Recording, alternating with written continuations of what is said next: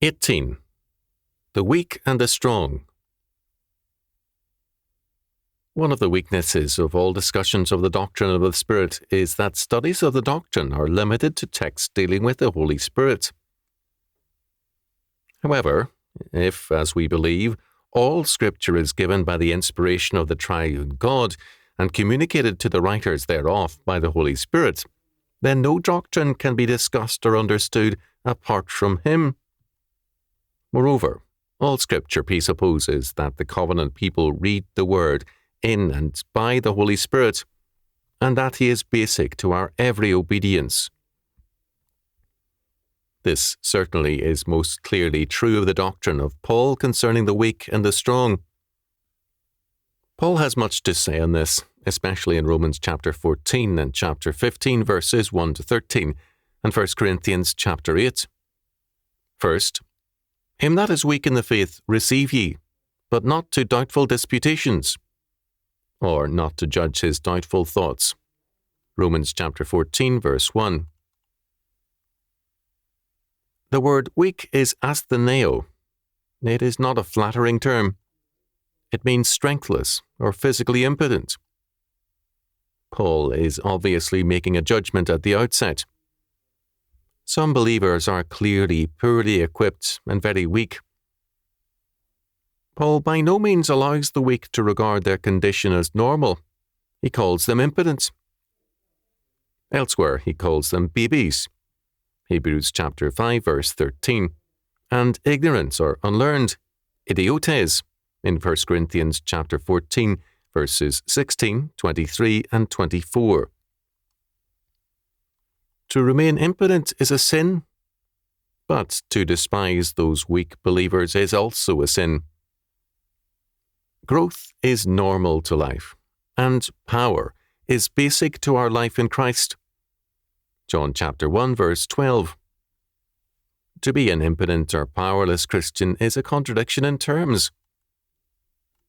Paul, in asking for our patience with the weak, is not asking that weakness be subsidized or indulged, but that it be given the protection of grace in order to grow in strength. Hence, it is judgment that is forbidden, or doubtful disputations, not teaching and counsel to further growth. Paul himself gives such counsel from the Lord. Second, the problems distressing or confusing the weak are then cited. These problems are several. One of them was the eating of meats, quote, sacrificed, end quote, to idols.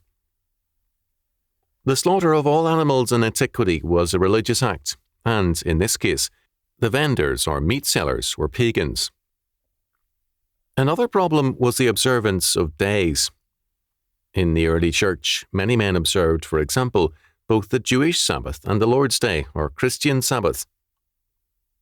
Still another problem was the fact that many business and social dinner meetings were held at a pagan temple, 1 Corinthians chapter 8, verse 10, and this was a serious problem for the weak. 1 Corinthians chapter 8, verses 11 to 13. The line of demarcation to such people had to be a simplified one, because their ability to resist slipping back into paganism was still limited. Third, Paul makes clear that all of us are God's servants, and it is the province of our Lord to judge us, not we one another. Who art thou that judgest another man's servant? To his own master he standeth or falleth, yea, he shall be holden up. For God is able to make him stand. Romans chapter 14, verse 4. This is the key point. It is not our indulgence of the weak that makes them strong, but the Lord. The Holy Spirit is the greatest teacher and strengthener. Discussions of the weak and the strong, apart from this fact, are an error. It is only the Lord who can make us stand. This is a critically important point. The Church has long been troubled by the problem of the weak and the strong. In fact, congregations tend to form in terms of such a division. The more zealous a congregation is in the faith, the sharper is its division here likely to be. Some churches gain great size by emphasizing a minimal Christianity, which is aimed at babes who are kept in perpetual childhood. Others are intolerant of the weak and pride themselves on their strength. The congregations of the weak are no less intolerant of those who will not abide by their simple and sometimes childish "thou shalt nots." Neither group has the necessary reliance on the Holy Spirit. Within the area of the 20th century movements which emphasize the Holy Spirit, the same divisions are still apparent. Although this is now changing, sometimes dramatically so. Pentecostal churches long tended to be congregations of the weak. Only now is growth in sanctification gaining strong emphasis in such circles. On the other hand, many of the newer charismatic churches tend to represent the strong.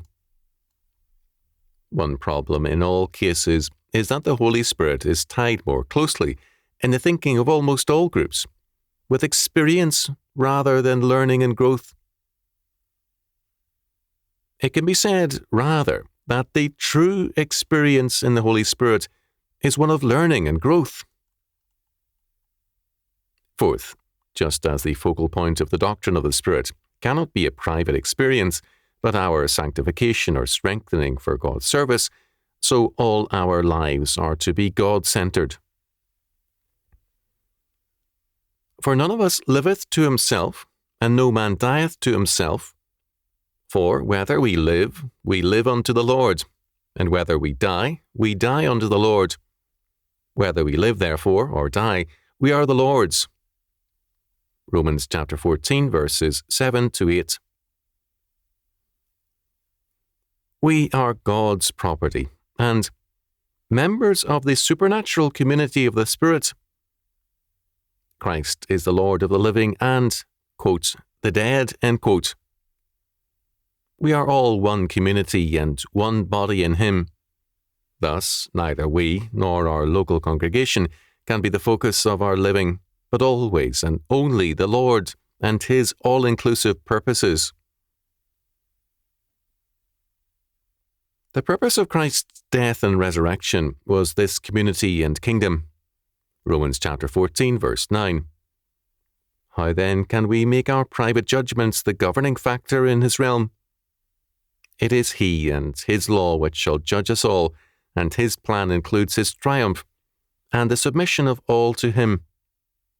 Hence, instead of judging one another, let us avoid being a stumbling block to our brethren, even when we are right. Romans chapter 14, verses 10 to 14. Destroy not him with thy meat, for whom Christ died. Romans chapter 14, verse 15. If we do, then our good can be evil spoken of. Romans chapter 14, verse 16. Fifth, the problem with judgments on our part is that they focus attention on the failings of others rather than on growth in the knowledge of and obedience to God's law word. For the kingdom of God is not meat and drink, but righteousness and peace and joy in the Holy Ghost. For he that in these things serveth Christ is acceptable to God and approved of men. Let us therefore follow after the things which make for peace, and things wherewith one may edify another. For meat destroy not the work of God. All things indeed are pure, but it is evil for that man who eateth with offence. Romans chapter 14, verses 17 to 20. The emphasis must be on righteousness or justice, the law of God, on peace, which is Jesus Christ and His saving work, and on joy in the Holy Ghost. Joy in the Holy Ghost is the joy of providential care, growth, and in the knowledge of Him and His holy purposes. In God's sight, all permitted foods are clean, whether purchased from a pagan temple or killed at home. For those who are troubled by the origin of the meat in a pagan temple, such meats are a stumbling block. Therefore, it is wise, well, or advisable in such cases to avoid the meat or wine which may cause a brother to stumble. Romans chapter 14, verses 20 and 21. St. Paul does not here require the church to impose the standard of the weak upon the strong. Rather, he counsels the strong not to flaunt their strength. Such a behaviour shows contempt for a brother. Sixth, the basic principle must be this: whatsoever is not of faith is sin. Romans chapter 14, verse 23. This faith cannot be our own thinking or believing, but the grace of God in us, informed by His word. For faith cometh by hearing, and hearing by the word of God. Romans chapter 10, verse 17. Faith is the work of grace, not our believing, and faith thus results in humility, charity, and patience. Seventh, this means patience with the weak. Even as Christ pleased not himself, so we too are to be gracious to others. Romans chapter 15, verses 1 to 12. Paul speaks of the Lord God as the God of patience and consolation. We are to show His Spirit and be of one mind and one mouth in our glorification of God. God is gracious to us and to all Gentiles, giving them salvation and summoning them all to praise Him and serve Him. Eighth, Paul's benediction brings forth the power which alone can solve the problem of the weak and the strong, the Holy Spirit. Now the God of hope fill you with all joy and peace in believing, that ye may abound in hope, through the power of the Holy Ghost. Romans chapter 15, verse 13. This must be taken very seriously. Two examples can be cited, both of churches of professed faithfulness to Scripture. In the first group, charges and countercharges were made and proceeded, and the result has been a long struggle, still unfinished.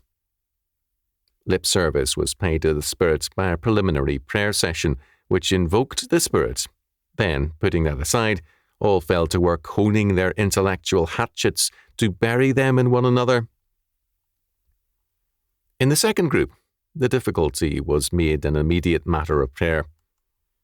All discussion was forbidden for a set length of time. 3 evenings of congregational prayer were ordered for all concerned, with limited fasting during those days. At the end of that time, the problem did not disappear, but, in due time, it was resolved with grace. The question is a basic one. Are problems resolved by our strength, arguments, or processes, or are they resolved by the grace of God and His Spirit?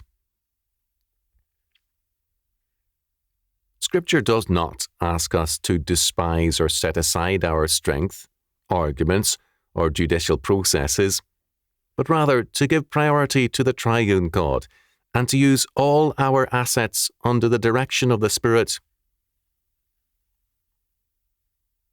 The church in our time is constantly in turmoil because of troubles between the weak and the strong, the weak and the weak, and the strong and the strong.